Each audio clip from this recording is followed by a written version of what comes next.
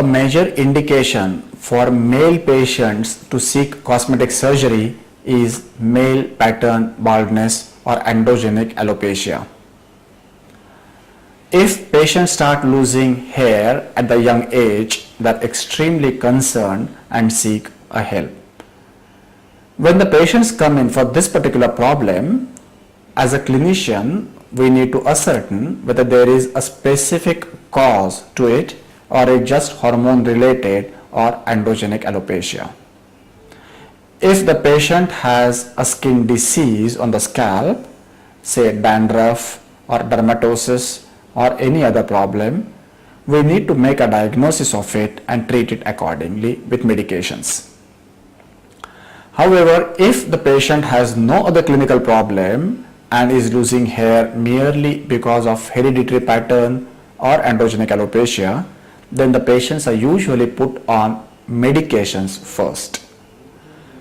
Those patients who have reduced density of hair but still there are no total bald patches are treated very well with medications, either oral medications or topical applications or mesotherapy, that is injecting certain substances directly into the scalp in order to stimulate the hair follicles to grow. The results are best when there are no total bald patches but the density is low. These treatments can reduce the further hair loss, help patient maintain whatever hair he's got on the head and to increase the density to some extent. The improvement in the density can be to the tune of anywhere between 30% to 70%. The results are slightly variable but good in the patients if they are selected properly. With these medications or these treatments like topical applications or oral medications or mesotherapy injections, patients cannot expect to grow hair where there are none. In short, if there are total bald patches, these treatments would not work and the only way to get hair back over those areas would be a hair transplant surgery. The principle of hair transplant surgery is redistribution of hair follicles. We cannot multiply hair follicles, we cannot grow more number of hair follicles. What we are doing here is redistributing them. A thin strip, the principle is a thin strip of hair is taken out from the back of the head and then is transferred up front where it is aesthetically required or is going to give a much better result. Hair transplant surgery is entirely performed under local anesthesia. A strip of hair from back of the head is harvested going just under the hair roots. After the strip is taken out, the surrounding scalp is shifted inside and sutured so that patient eventually is left with just a thin scar which gets hidden in the hairline. There is no patch devoid of hair left behind after the surgery at the back of the head. The strip of the hair is very thin, just going under the roots. The scalp, the fascia, fat, aponeurosis, skull, brain, everything is much deeper, so there is no fear of damaging any of those structures or having any problems related to headache or anything else. After the strip is harvested, the hair roots are dissected out of it in order to separate individual hair roots without damaging their follicles.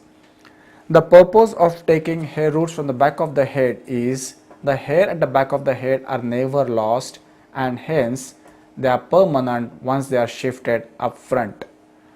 The follicles can be dissected as a combination of 2 or 3 follicles or thin slits or single follicle, and then they are transferred over the bald area or over where the density has gone down.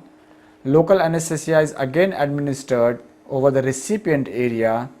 A small needle would make a puncture mark which would be kept open with a dilator, and then the dilator comes out and a hair root goes in. When we implant the hair, the length of the hair that is being implanted is just about a millimeter or so, and it gets stuck there with the help of a blood clot. there are no stitches or no glue used for this.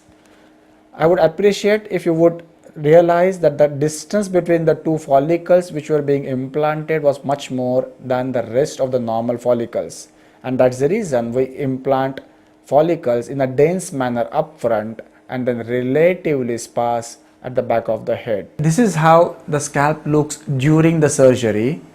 The entire area of the bald patch is plugged with hair follicles. The day in the evening when the patient goes home or the next day, there are a lot of blood clots, and that is the reason patient prefers to wear a cap. The brown colored fluid that you see is the antiseptic solution which is given to the patient to be sprayed over the scalp 3 or 4 times a day. These blood clots and scabs start falling off in 8 to 10 days, and over 3 weeks the scalp is completely clear. Once the hair starts growing at the end of 3 months, the density considerably improves. There is no visible scar or sign of harvesting the hair from back of the head. Any area on the body can be used, and the hair transplant surgery can be used in males and females both. While transplanting the hair in the hair parting region, the direction of the hair while implanting is taken into consideration so that hair grow in a particular direction and we can achieve the desired hair styling after the surgery.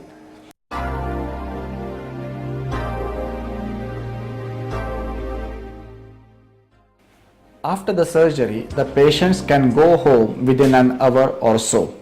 There are no dressings given on the head.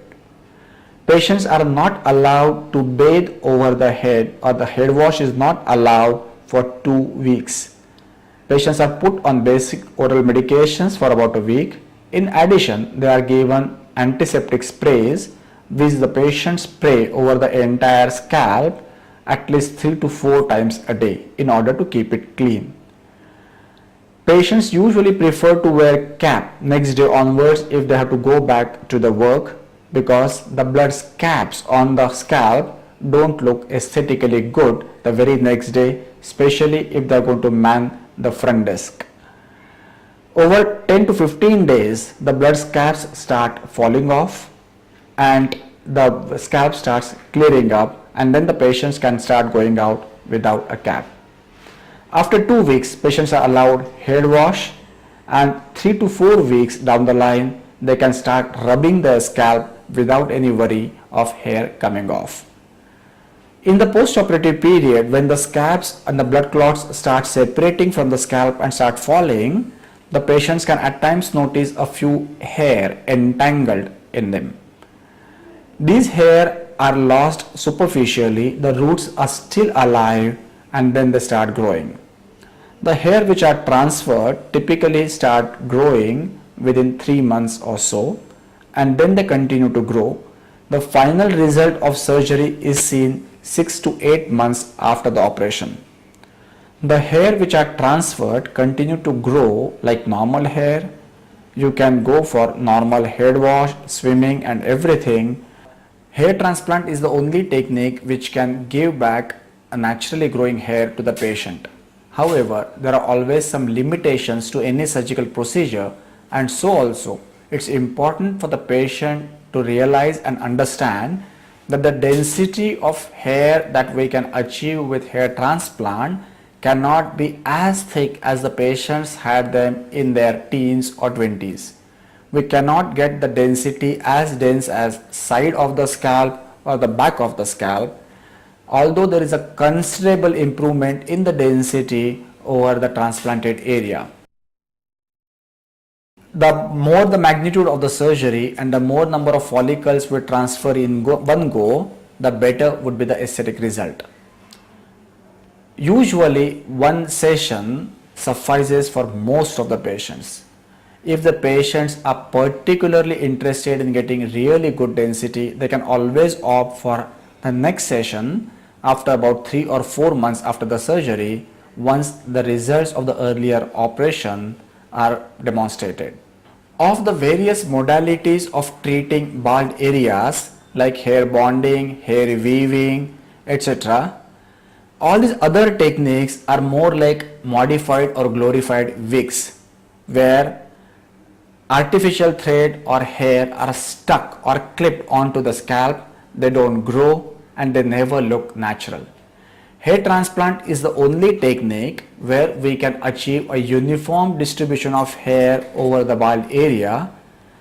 These hair, because they are harvested from the back of the head in the patient, they are of the same texture and quality like the rest of the hair. Most important, they grow naturally once again, and it's impossible to detect which ones are transplanted hair and which ones were the original hair. Most of the patients and their relatives are extremely happy when 3 or 4 months down the line when they see a good hair growth over the bald patches.